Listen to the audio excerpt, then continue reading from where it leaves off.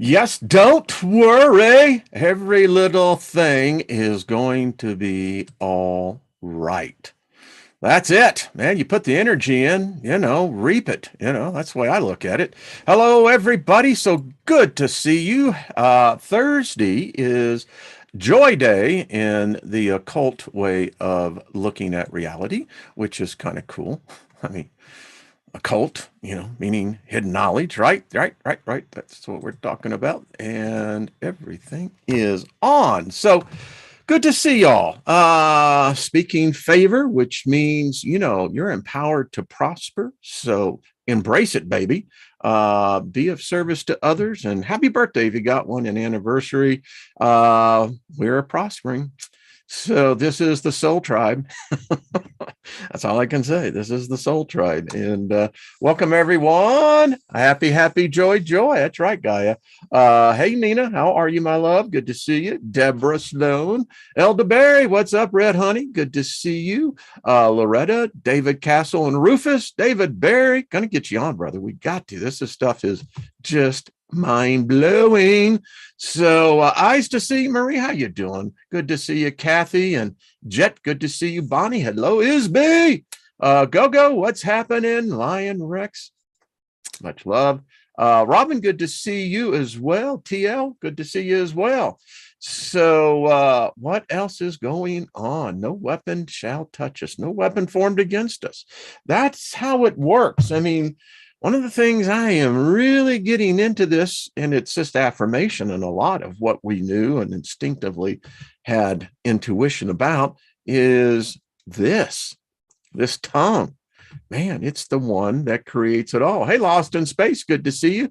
Colleen, hello. Linda, what's up? Ladies, I have an appointment tomorrow, so if I'm going to do a show, it'll have to be earlier. So just a heads up on all of that. So, got things I have to do tomorrow afternoon. So not to say we still can't get together. It just have to be like a half hour early. That's all. And for Jules, in Australia, that'd be like 3:30 in the morning. Yeah, that's the portal hour. Hey, Isby, what's happening? Shannon, good to see you, my love. Thank you. Any input on the age of 44? If I feel like thus, I will be special number to me. Thoughts. This is happening tomorrow. 44 is a significant number. So embrace it. I don't know how many we've experienced in the past, but this is the one that counts, the way I look at it. And it kind of brings up this whole idea that, again, if reincarnation is reality, are we bringing back the same soul? We're going to get into some stuff. So much love to everyone out there. Tune into the Steiger Perspective over at Spreaker.com. Yeah. All right. Really want to get into this because this is some very mind-opening information that I'm going to be sharing. So I don't know how many of you are familiar, by the way. Sanji says, what's up, folks? Good to see you. Sanji is the co-pilot over here all the time. He's just sitting here digging it.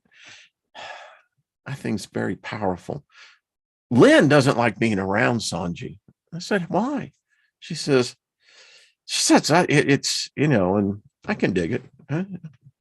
So, Elias Levi. How many of you have read his work?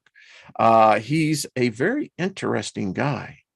If you ever get a chance to read his books, I am reading a book on him right now, just to let everyone see. This is Levi's Levy, and this is the French occult revival. What a period of time was happening in France in the late 1700s all the way to the early 20th century. The revival of the occult and the advancement that took place in that short period of time was amazing. Truth. Is truth static, or is truth ever moving? You have to ask yourself. So I want to show something here to everybody. And let me pull this up. Okay, so you see that? That's Baphomet, right? And when people see this, oh, this is the devil, this is Satan, Lucifer. The indoctrination of the asinine dogmas of the current day and the perversion of what they do with truth is astounding. Every witch and every wizard knows, along with every god. So take a look at this. I'm going to tell you exactly what this, because it was Eliza's this is his drawing. This is his imagination. This is what he drew, and this is what it means. The image symbolizes the process of working with the astral light, a key concept of Levi. The astral light is another name for the notion of an invisible, all-pervading fluid or medium on which thoughts can be imprinted and through which phenomenon can be influenced. For Levi, it is the basis of all magical workings.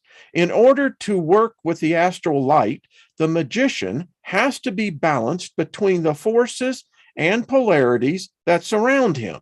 And it is this balance that is conveyed in the Baphomet image. The goat represents dense, earthbound nature, but has angel's wings representing heavenly nature. It has female breast, but a male phallus. The four elements are shown by the hooves resting on the globe, the earth, the fish scales on the belly for water, the wings, air, and the torch rising from the head, fire, the four elements. Wow. Darkness and light are present in the black and white crescent moons and in the black and white serpents curled around the Cardicus-like phallus. The right arm points up, the left down. The words written on the arms, solve and Gogala, refer to the two key operations necessary to working successfully with the astral light. First, the light must be fixed and concentrated, that is the Kogala, and then project as a flow of energy, which is solve. In the center of the goat's forehead is a pentagram, which for Levi represented the dominion of will over the astral light. To see how quickly Levi's drawings were misinterpreted, only one needs to look at the 15th trump card, Le Diaboul, and the tarot deck designed by Oswald Rith and published in 1889. Here, the grotesque character of Levi's Baphomet appears as the devil. It now has bat wings instead of angel wings, and the arms are pointing in the wrong direction. Kogala should be course pointed to the earth, solved to the heaven, as in Levi's original drawing. Rith's picture was the forerunner of many subsequent distortions of Levi's image. You know, we're really an ignorant species. I just got to tell you, we really are. We're so damn gullible. I pointed this out to my wife last night. Blew her away. She says that's a complete different interpretation and representation of what all her life was perceived to be evil.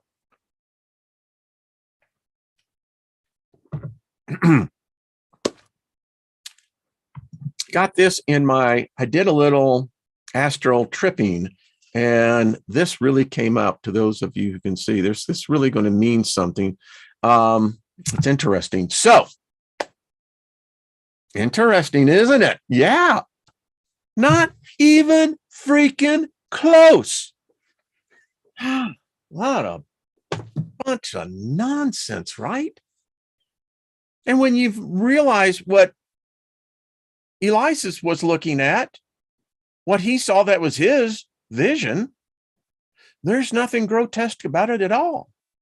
In fact, for the student, the initiate, the seeker, it has great insight into this man who heavily influenced what modern day occultism is. Theosophist, Blavatsky, she got much of her material from Levi. Aleister Crowley, I mean, you can just go on and on. They say, and in this is the first real biography of the man. And many people just thought, and even many people in the spiritualist community thought that the guy was bat crap crazy.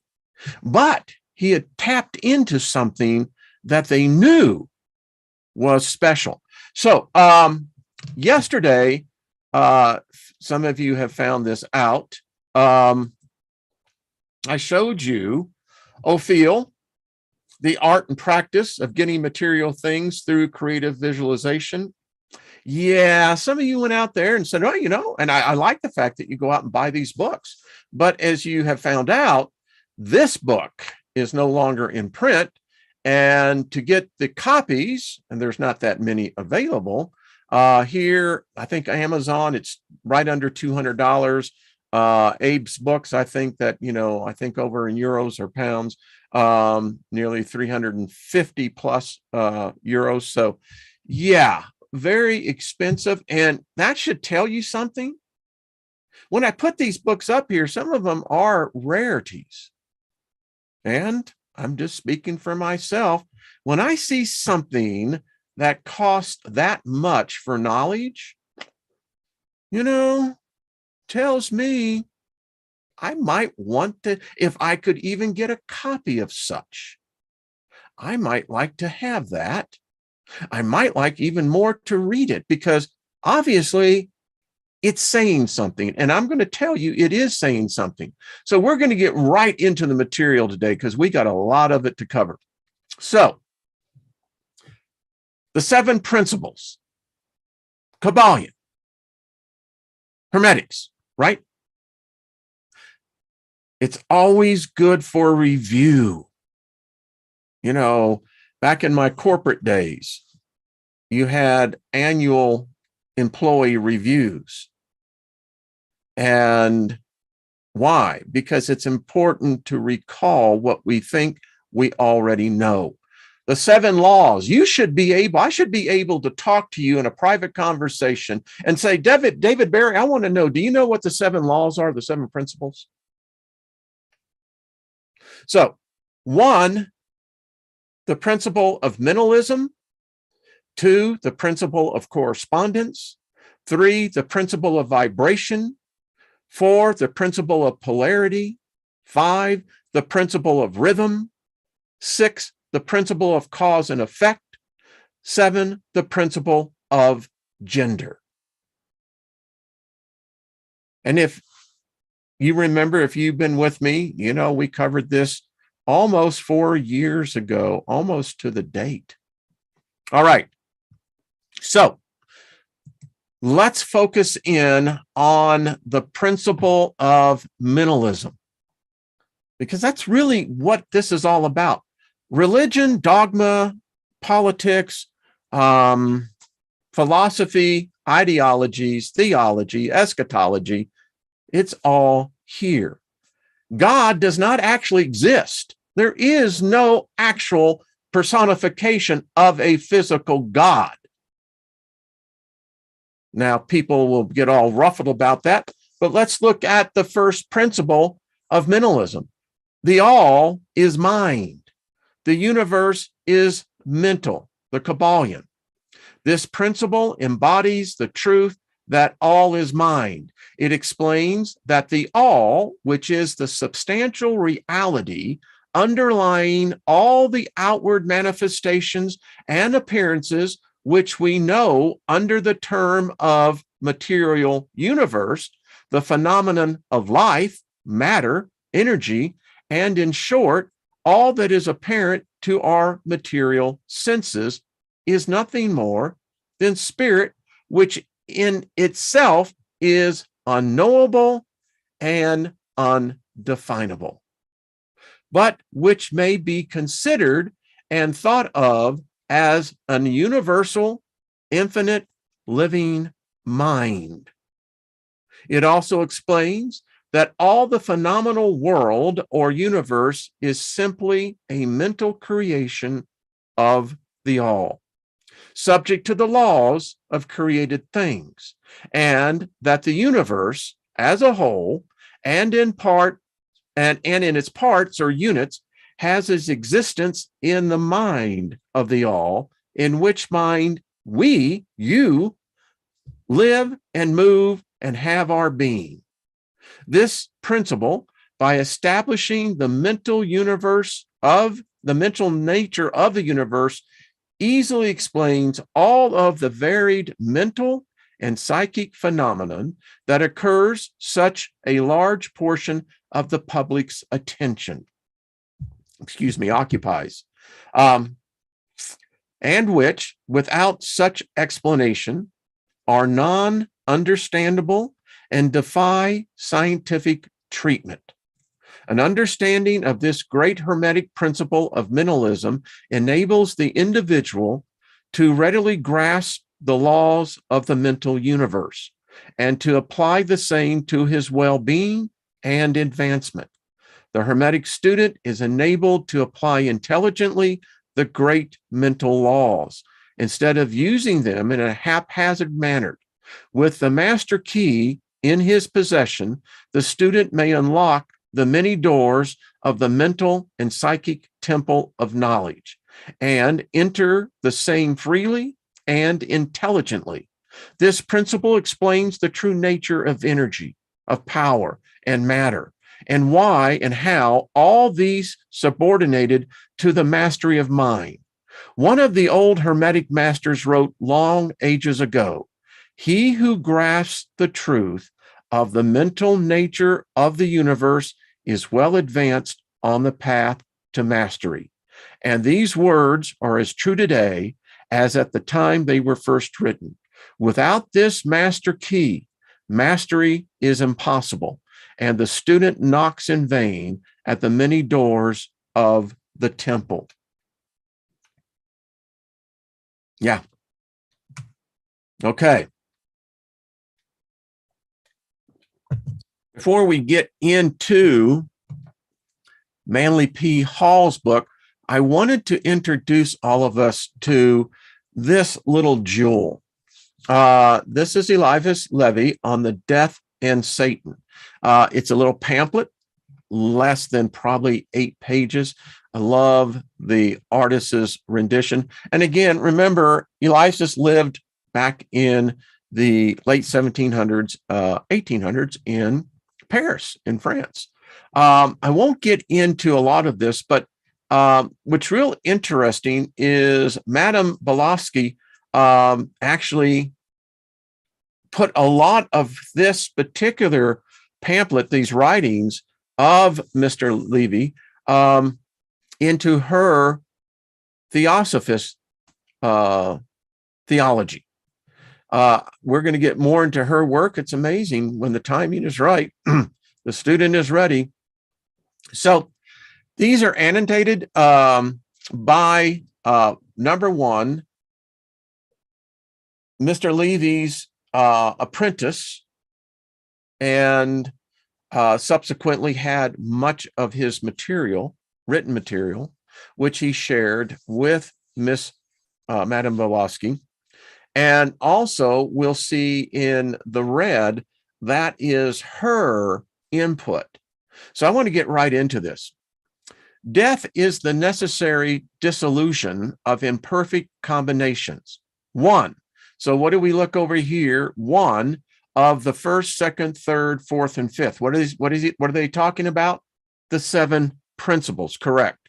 It is the reabsorption of the rough outline of individual life into the great work of universal life. Only the perfect is immortal. So we see number 1, 2, life is referring to the personality of the personal ego. 3 is the 6th and 7th principles. Let's continue. It is a bath in oblivion. It is the foundation of youth, where on one side plunges old age, and whence on the other issues infancy. And again, reference back to the first principle. Death is the transfiguration of the living. Corpse are but the dead leaves of the tree of life, which will still have all its leaves in the spring. The resurrection of men resembles eternally these leaves. So they got 5 here, and 5 is, in the language of the Kabbalist, spring means the beginning of the state when the ego reaches its omniscience. Wow. 6 is the Chaldean resurrection in life eternal, borrowed by the Titans, means resurrection in nirvana. Not bad. To be revived or to be resurrected in paradise. Well, it's better than, the purgatory, right? Seriously. Perishable forms are conditioned by immortal types. All who have lived upon earth live there still in new exemplars of their types. But the souls which have surpassed their type receive elsewhere a new form based upon a more perfect type, as they mount ever on the ladder of worlds. The bad exemplars are broken and their matter returned into the general mass. And again, go back to the 7 principles. But this is interesting because what it says here is that there is a bifurcation that takes place, spirit and soul. Seems like the soul that we give creation to, the image of us, we give them life. Yeah, pretty interesting. They become sentient. Chew on that one, baby. Our souls are as if were a music, of which our bodies are the instruments. The music exists without the instruments, but it cannot make itself heard without a material intermediary.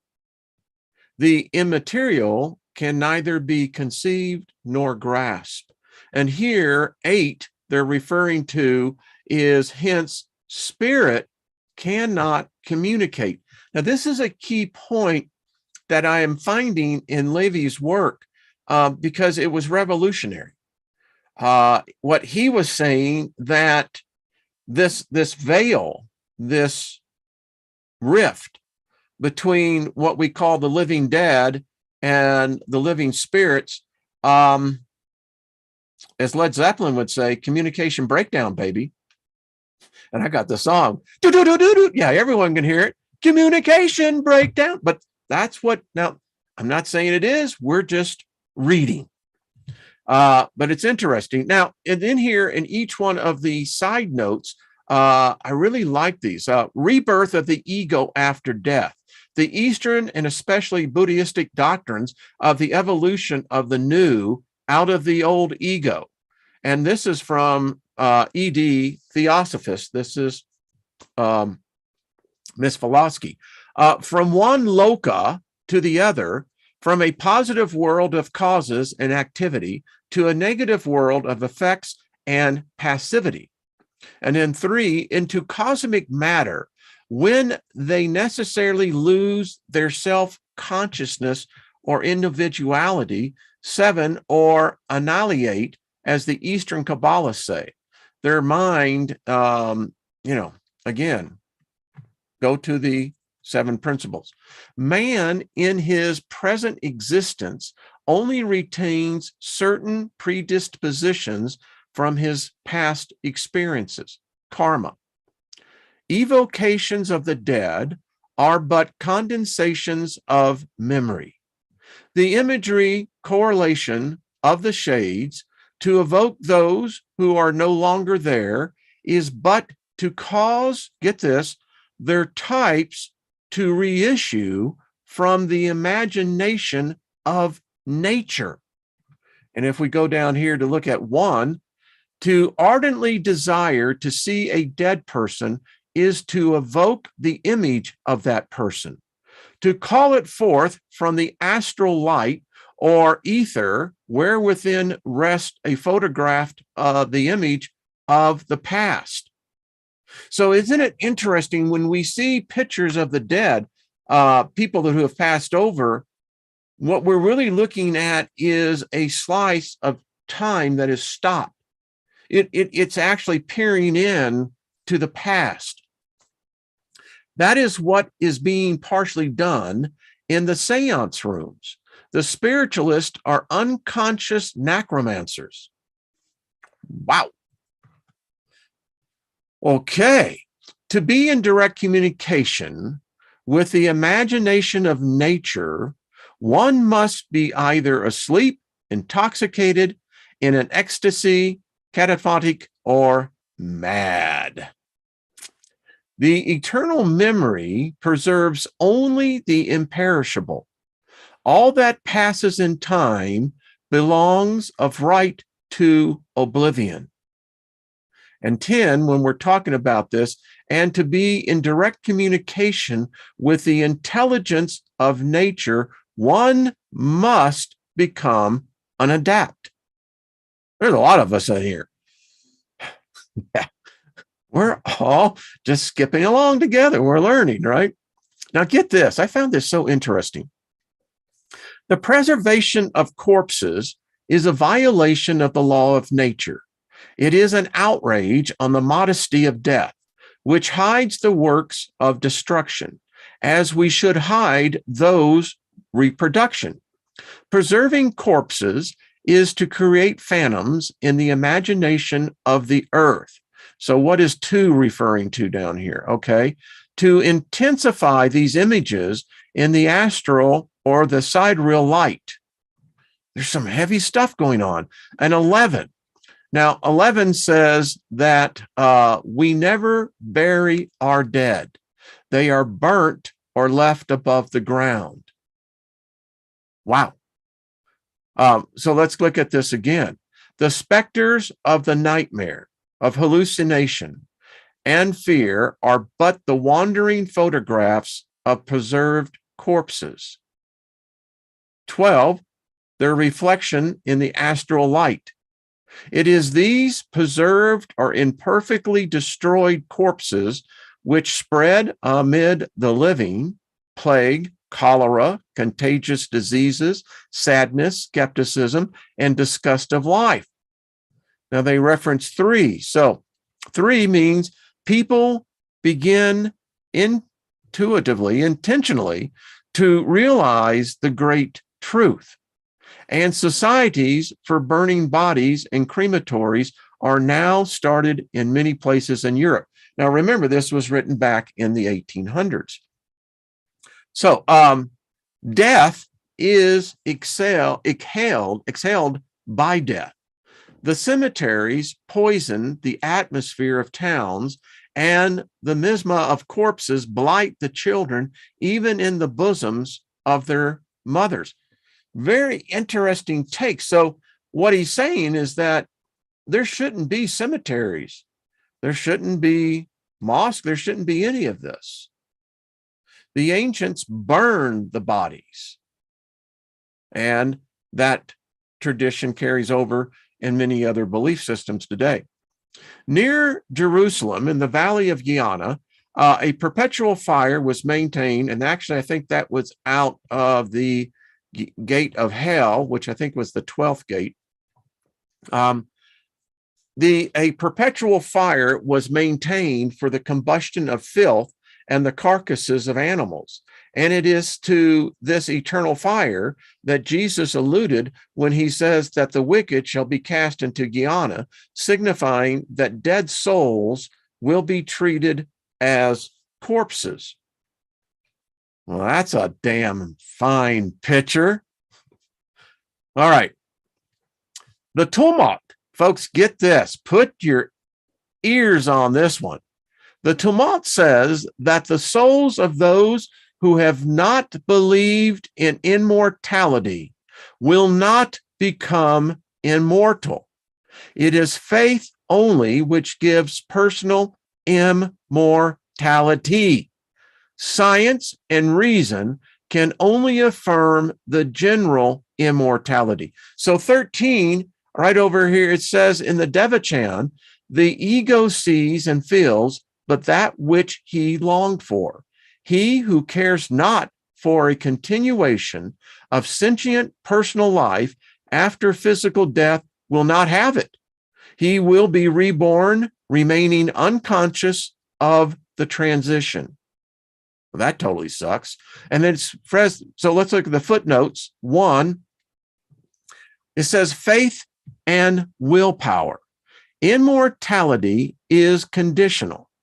As we have ever stated, it is the reward of the pure and good. The wicked man, the material sensualist, only survives. He who appreciates but physical pleasures will not and cannot live in the hereafter as a self-conscious entity. Well, that's pretty damn serious. Okay. Well, I guess we ought to get back up here then. The mortal sin is the suicide of the soul. And this got me to thinking, how many human beings have committed suicide of the soul?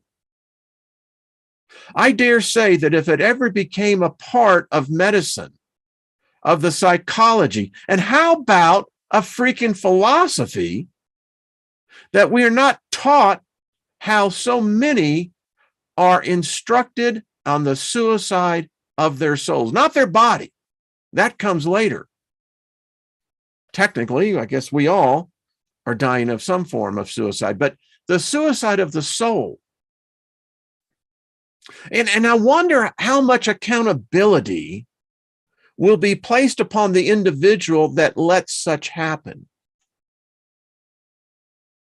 This mind-blowing shit, folks. This suicide would occur if the man devoted himself to evil with the full strength of his mind, with a perfect knowledge of good and evil, and an entire liberty of action, which seems impossible in practice, but which is possible in theory, because the essence of an independent personality is an unconditioned liberty. That's a mouthful. The divinity imposes nothing upon man. What that's saying is that God or the goddess does not impose their wills upon a sentient spirit being, a sentient species. The divinity imposes nothing upon man, not even existence. What if the truth is, as Levy is saying here, that there are probably an uncountable number of other energy forms who have chosen not to participate in existence? Because if existence exists, then that means in the natural law, non-existence non-exist.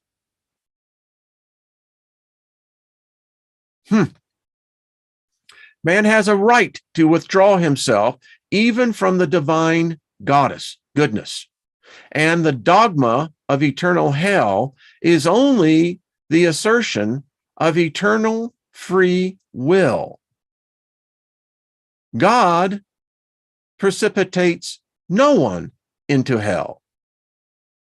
It is men who go there freely, definitely, and by their own choice.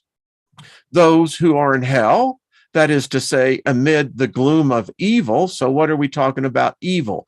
That is to say, they are reborn in the lower worlds, which is neither hell nor any theological purgatory, but a world of nearly absolute matter, and one preceding the last one in the cycle of necessity, from which there is no redemption, for there reigns absolute spiritual darkness.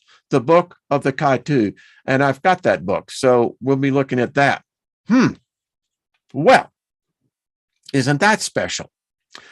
So those who are in hell, that is to say, amid the gloom of evil and the suffering of the necessary punishment without having absolutely so willed it, are called to emerge from it. It's going to spit you out. This hell is for them only a purgatory. The damned completely, absolutely, and without respite is Satan, who is not a rational existence, but a necessary hypothesis. Well, now, so this is Miss Belovsky's, she puts this in 3. So let's see what 3 is. See corresponding marks the second exa. Okay. Satan is the last word of the creation. Now, it should be she. I was meditating on this last night after I was thinking about this, and I'm going, here's the problem with this, but then I have to understand the context of who these people were, what time they lived in, and what was influencing their writings. Because you see, here again, it's the saturation of the Abrahamic poison. It's the deliberate removal unconsciously. This is great Gnostic, tremendous knowledge is being shared here. But again, wouldn't it have been just as easy to put in goddess? And why does Satan or Lucifer have to be male?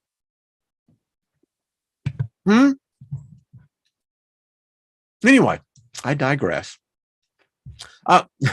He is the infinitely emancipated.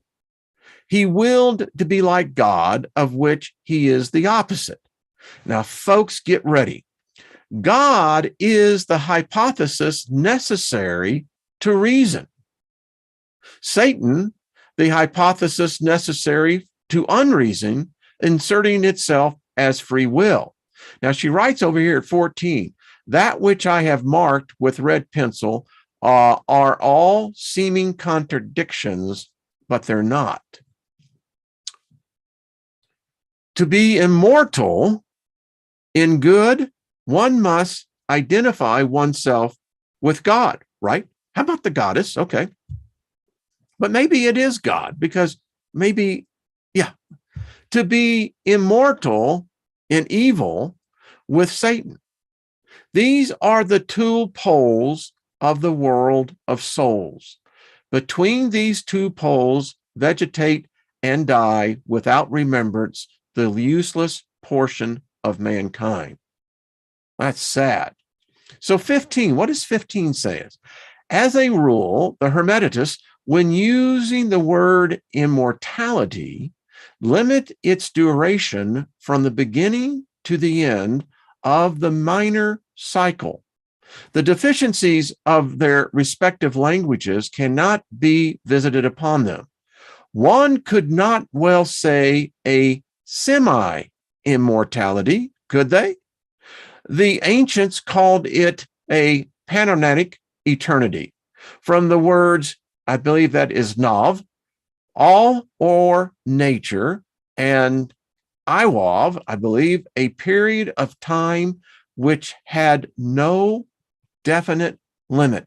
Follow me on this, folks, except for the initiates. It says, see dictionaries. An eon is the period of time during which a person lives, the period during which the universe endures, and also eternity. It was a mystery word and was purposely veiled. You are an eon. It's unique. It's tangible in another form that, wow, many of us will be finding out, returning to. Editor's note here.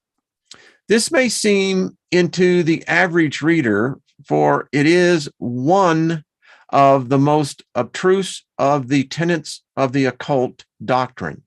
Nature is dual. There is a physical and material side, as there is a spiritual and moral side to it. And they're both good and evil in it. The latter, the necessary shadow to its light. To force up oneself upon the current of immortality, or rather to steer oneself an endless series of rebirths, conscious individualities, says the book of Kitu, one must become a co-worker with nature, either for good or for bad, in her work of creation and reproduction, or in that of destruction. It is but the useless drones which she gets rid of, violently ejecting and making them perish by the millions as self-conscious entities. Thus, while the good and the pure strive to reach nirvana, or the state of absolute existence and absolute consciousness, which in the world of finite perception is non-existence and non-consciousness. It says in this sentence that we just read, the sentence refers to the two kinds of initiates, the adepts and the sorcerers. Okay. The wicked will seek, on the contrary, a series of lives as conscious, definite existences or beings, preferring to be ever suffering under the law of retributive justice, karma, rather than give up their lives as portions of the integral universal whole. Being well aware that they can never hope to reach the final rest in pure spirit or in nirvana, they cling to life in any form, rather than give up that desire for life, or as they say, tanha, which causes a new aggregation of the shantas, or individuality, to be reborn. Wow. Through mediums who have existed everywhere in every stage. It's really interesting because we're about to read, we ain't all the same on the inside. Now, it's amazing for me because I came to that conclusion, that epiphany years ago, but whoa. Okay, shall we continue? Nature is as good a mother to the cruel bird of prey as she is to the harmless dove. Mother Nature will punish her child, but since he or she has become her co-worker for destruction, she cannot eject him. There are thoroughly wicked and deprived men, yet as highly intellectual and acutely spiritual for evil as those who are spiritual for good. Well, and it says 23, not during the eon, if they but know how to force her, but it is a life of torture and eternal hatred. If you believe in us, how can you disbelieve in them? Let's continue. The 24, we're talking about the brothers of the shadow. The egos of these may escape the law of final destruction or annihilation for ages to come. 25, it says that the majority have to go out of this planet into the eighth, as she calls it, but the highest will live till the very threshold of the final nirvana. That is what Eliza Levi means by becoming immortal in evil. Through identification with Satan, I would thou wert be cold or hot, says the vision of the revelation of St. John. So then, because thou art lukewarm, and neither cold nor hot, I will spit thee out of my mouth. The Revelation is an absolutely kabbalistic book. Heat and cold are the two poles, i.e., good and evil, spirit and matter, hot and cold. Nature spews the lukewarm or the useless portion of mankind out of her mouth, i.e., annihilates them. This conception that a considerable portion of mankind may, after all, not have immortal souls will not be new even to European readers.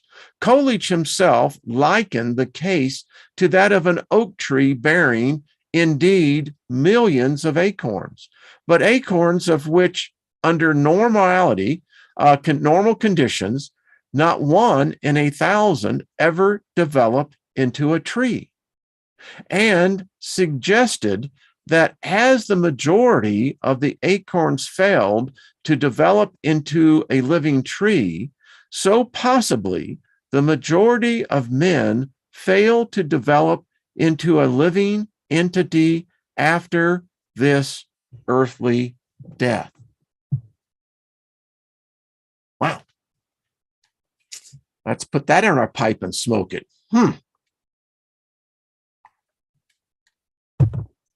Would this answer possibly why you have people who rise to leaders of groups, companies, nations, and when they get there, they become cruel, they torment, dominate, subjugate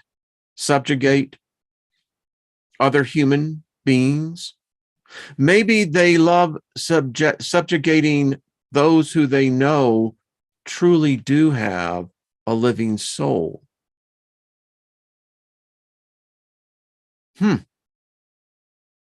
I think it's worthy of thought.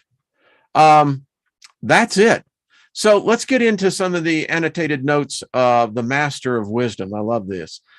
Satan is merely a type, not a real personage. It is the type opposed to the divine type, the necessary foil to this in our imagination. It is the fictitious shadow which renders visible to us the infinite light of the divine. Please listen to this, folks. Someone really needs to hear this because this is going to open some doors and lights are going to be turned on. If Satan was a real personage, then would there be not two gods? And the creed of the Manchurians would be truth? Satan is the imaginary conception of the absolute in evil, a conception necessary to the complete affirmation of the liberty of the human will, which, by the help of this imaginary absolute, seems able to equilibrate the entire power, even of God. You know, throughout my whole Christian, that was the thing. Every Sunday, people will call you in the middle of the freaking night. Satan is just kicking my ass. You know, the devil is just running. And I'm going, yeah. Well, let's pray about this and let's see if God will help us on this one. All right. So if Satan is there, then it's more powerful than any God of any Bible, any Quran, any Torah, any of it.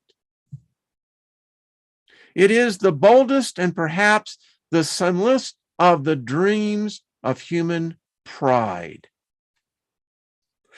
Listen, the gods we invent is because we're prideful of them.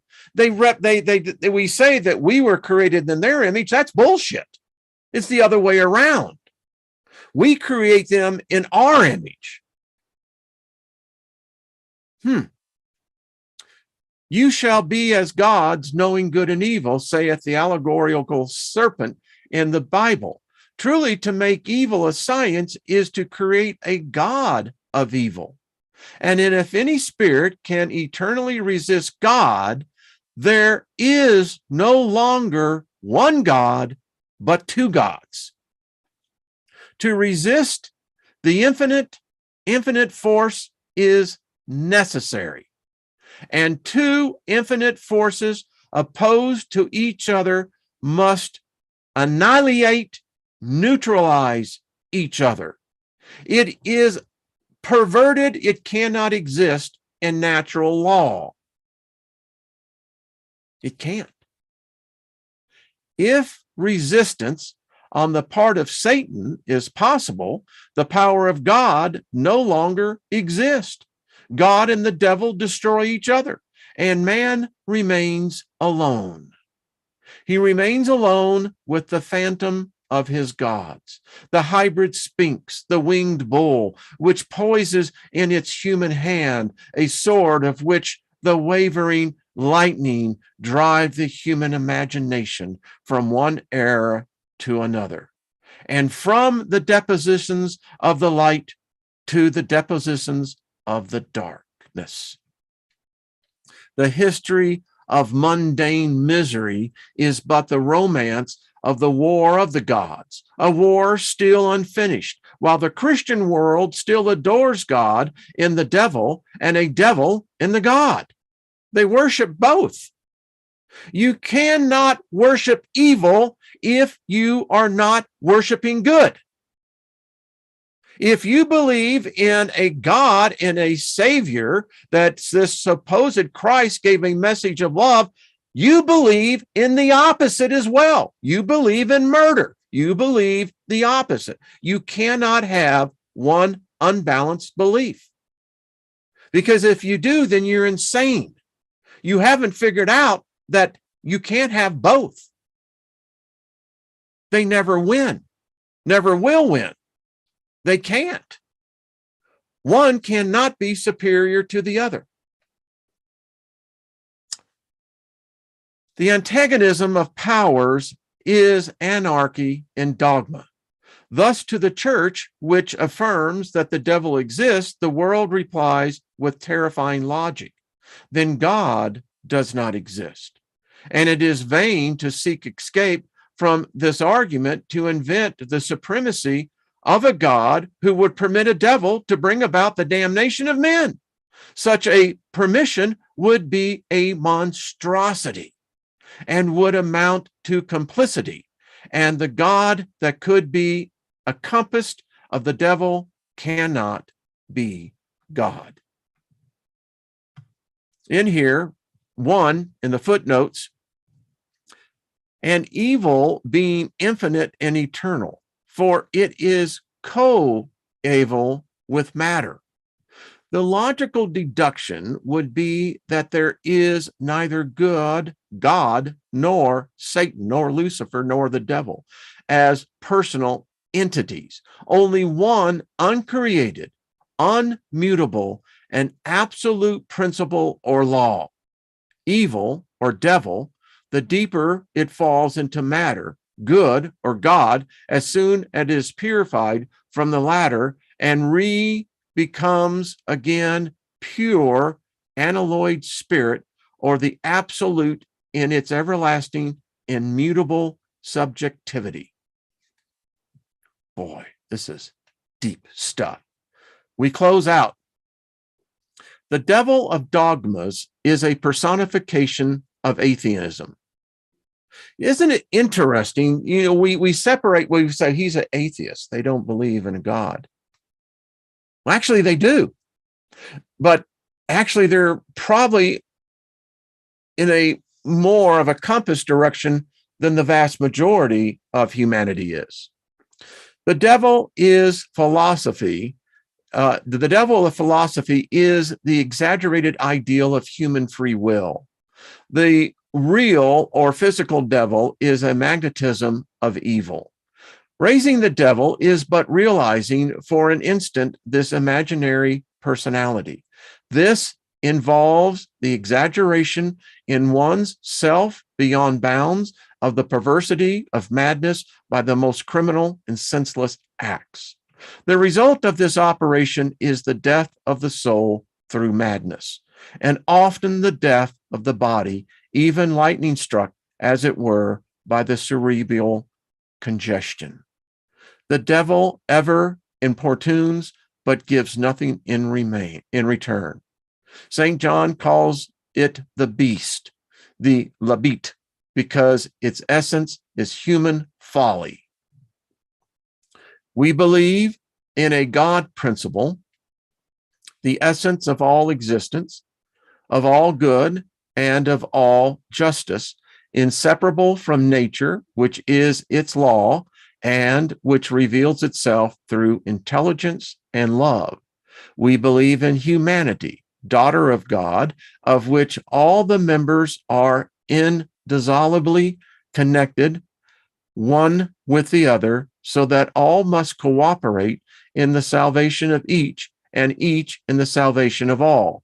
We believe that to serve the divine essence, it is necessary to serve humanity. We believe in the reparation of evil and in the triumph of good in the life eternal. The end. Fiat. Well, we don't have enough to get on this. We'll just pick this up later as we get into now, because the rest of Hall's books make a lot of sense. So what do y'all think about this? This is very interesting. Thanks for feeding the algorithm. Hit the like button. I'm just curious. I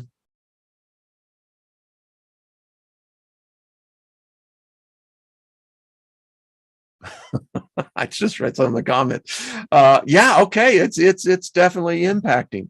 It is. I mean, it is one of those things that I can remember. I mean, I used to be a prayer warrior.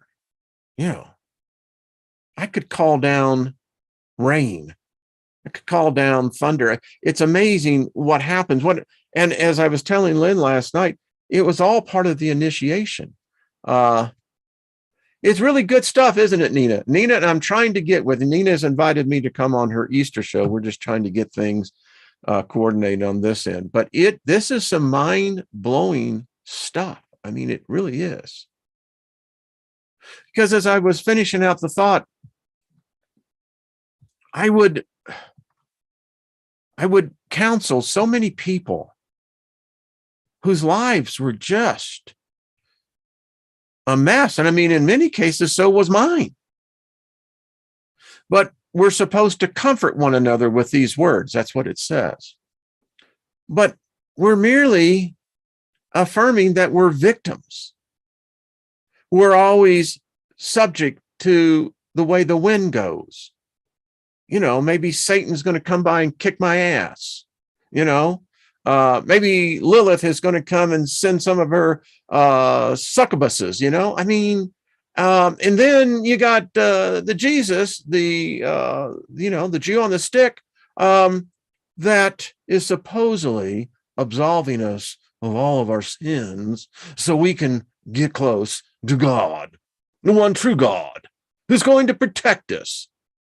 Well, I got to tell you what, when I was a kid getting the shit beat out of me, broken arms, back, there was no God taking the beating for me. There was no Jesus. There was no angel there. But I sure felt it.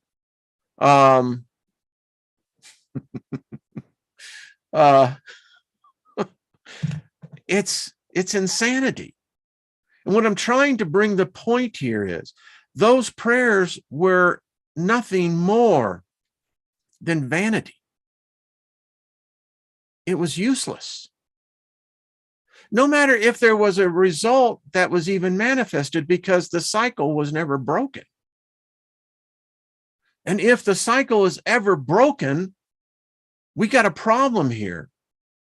Because I think Levy was right. As I've said, it's well documented on this channel. You can't have both here. Would someone please take this, best can, please take that out, block them. That is, you see, that is. So what's with Robert Scott here? I'm seeing what is going on. Did the chat room just blow up? Is that what I'm seeing here? What is going on? Delete this guy. In fact, I will. I'll delete him. That is such crap. But listen, that's desperation when you see that kind of nonsense. Why? That's a distraction. They want to distract everybody from not hearing what's being done here. So yeah, all right, gone. Thank you. So what's going on with Dave Sullivan and Robert? What's this? I guess I missed a whole drama. I mean, wow.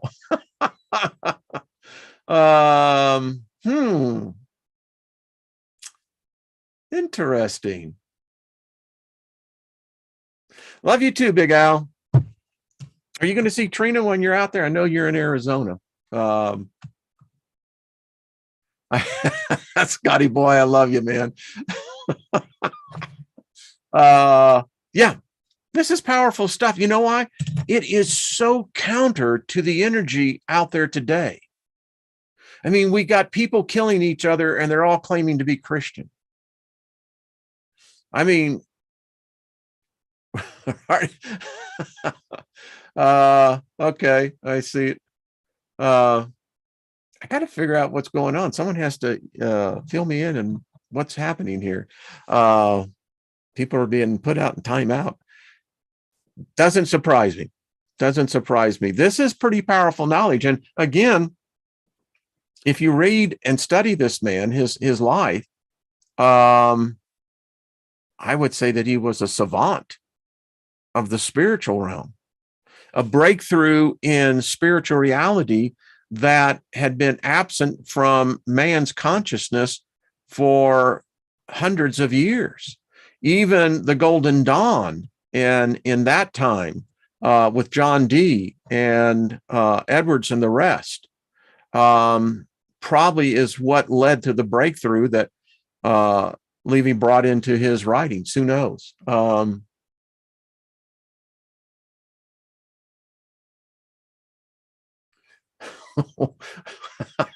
Someone's got to tell me. All right, folks, I see that the time is up.